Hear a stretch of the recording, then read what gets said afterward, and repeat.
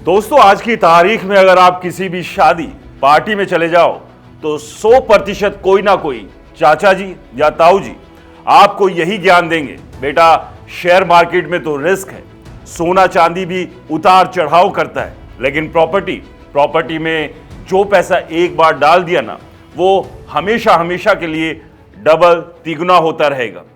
और फिर वो 2005-2007 की अपनी पुरानी कहानी सुनाकर भावुक हो जाएंगे कि मैंने नोएडा में 8 लाख का प्लॉट लिया था, आज 80 लाख 1 करोड़ को पार कर गया। ये सुनकर नया निवेशक आंख बंद करके प्रॉपर्टी में कूद पड़ता है। लेकिन असल सच्चाई ये है कि प्रॉपर्टी की कीमतें हमेशा ऊपर नहीं जाती। ये सिर्फ और सिर्फ तभी ऊपर जाती है जब देश की अर्थव्यवस्था मजबूत हो, नौकरियां बढ़ रही हो, लोगों की इनकम बढ़ रही हो, लोन सस्ता हो और सबसे जरूरी लोग भविष्य को लेकर कॉन्फिडेंट हो। अगर ये सारी चीजें कमजोर पड़ जाए तो प्रॉपर्टी का बबल एक झटके में फट जाता है और फिर जो लोग टॉप पर खरीदते हैं उनकी कई पीढ़ियां भी अपना पैसा वापस नहीं निकाल पाती। दोस्तों, ये कोई थ्योरी नहीं बल्कि पिछले 40 सालों में दुनिया के 3 बड़े उदाहरण हमारे सामने हैं, जापान, अमेरिका, अब चीन। सबसे पहले बात करते हैं जापान की, क्योंकि ये सबसे डरावना उदाहरण है।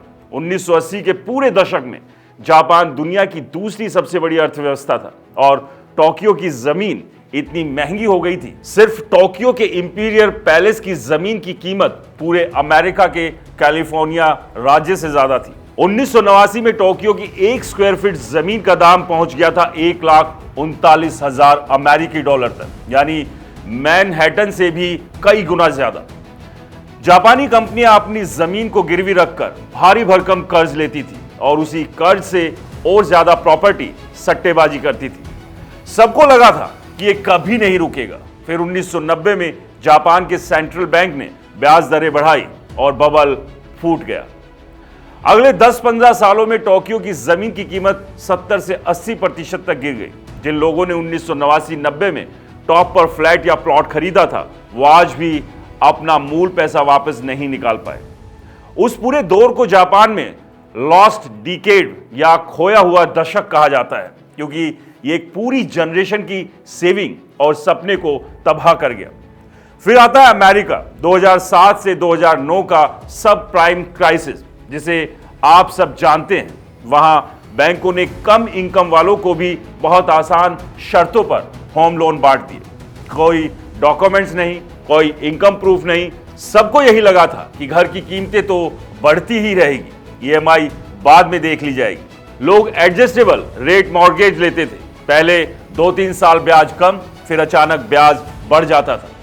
2006 तक सब ठीक चला, फिर कीमतें रुकने लगी, 2007 में गिरने लगी, लाखों लोग ईएमआई नहीं दे पाए, घर नीलाम होने लगे।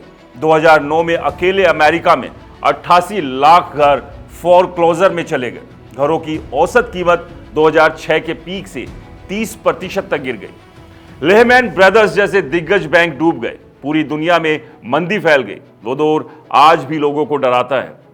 और अब ताजा उदाहरण है हमारे पड़ोसी चीन। 2021 से एवरग्रांड जैसी बड़ी बड़ी रियल एस्टेट कंपनियां डूबने लगी। आज की तारीख में चीन में 30% से ज्यादा तैयार फ्लैट्स खाली पड़े हैं, कोई खरीदार नहीं। 2025 में भी रेजिडेंशियल प्रॉपर्टी सेल्स में 7 से 8% गिरावट आई, कीमतें 8 से 10% तक नीचे आ चुकी है। टियर 1 शहर जैसे बीजिंग, शंघाई को छोड़ दे तो बाकी सारे शहरों में डिमांड लगभग खत्म सी हो चुकी है। सरकार कितने ही इंटरेस्ट रेट कट कर ले, कितने ही स्टिमुलेशन पैकेज दे दे, रिकवरी बहुत धीमी है। चीन का ये संकट अभी भी जारी है और दुनिया भर के इन्वेस्टर इसे बहुत करीब से देख रहे हैं। अब सवाल यह है कि भारत में क्या हो रहा है। अभी तो सचमुच भारत का रियल एस्टेट बूम के फेज में। 2025 के पहले क्वार्टर में जीडीपी ग्रोथ 7.8% रही। हर साल 1 करोड़ से ज्यादा लोग गांव से शहरों की तरफ माइग्रेट हुए, जिससे रेजिडेंशियल और कमर्शियल दोनों की डिमांड बढ़ रही है। अच्छे शहरों में ऑफिस स्पेस की डिमांड सप्लाई से कहीं ज्यादा है। मुंबई, बेंगलुरु, पुणे, हैदराबाद, गुरुग्राम जैसे शहरों में प्रीमियम प्रॉपर्टी की कीमतें तेजी से बढ़ रही है।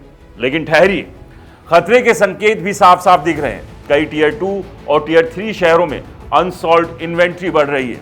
होम लोन के ब्याज दरें अब 8.5 से 9.5% के आसपास पहुंच चुकी है। सबसे बड़ी बात, मुंबई और बेंगलुरु जैसे शहरों में भी एक फ्लैट की कीमत अब औसत सैलरी से 15 से 20 साल की इनकम के बराबर हो चुकी है। यानी अफोर्डेबिलिटी क्राइसिस शुरू हो चुका है।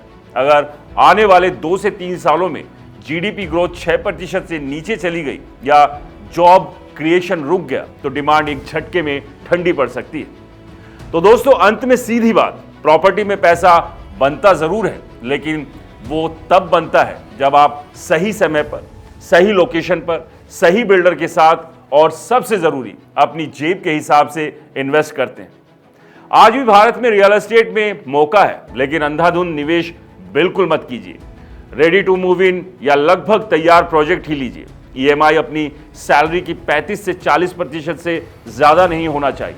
और सबसे जरूरी, देश की अर्थव्यवस्था पर नजर रखिए, क्योंकि जापान, अमेरिका, चीन ने यही गलती की थी। सबको लगा था ये तो बस ऊपर ही जाएगा, और जब बबल फटा तो चाचा का वो डायलॉग, प्रॉपर्टी कभी नहीं गिरती, बहुत बहुत महंगा पड़ गया। इसलिए सोच समझकर निवेश कीजिए, जल्दबाजी में नहीं। दोस्तों, आपको क्या लगता है, अगले 5 से 7 सालों में भारत में प्रॉपर्टी मार्केट में करेक्शन आएगा या बूम चलेगा? हमें कमेंट्स में बताइए। वीडियो पसंद आया हो तो इसे शेयर करें, लाइक करें, हमारे चैनल को सब्सक्राइब और फॉलो करना ना भूलें। जय हिंद, नमस्कार।